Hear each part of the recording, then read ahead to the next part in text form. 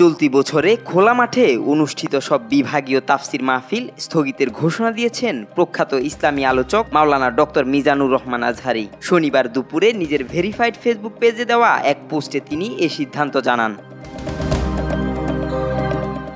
আজহারী লিখেছেন, নির্বাচনের আগ মুহূর্তে সারা দেশে রাজনৈতিক কর্মসূচি ও সমাবেশ বেড়ে যাওয়ায় আইন শৃঙ্খলা রক্ষাকারী বাহিনীর উপর অতিরিক্ত চাপ সৃষ্টি হতে পারে। তাই জাতীয় স্বার্থে এ সময় বড় ধরনের তাফসির আয়োজন যুক্তিযুক্ত নয় বলে মনে করছেন তিনি।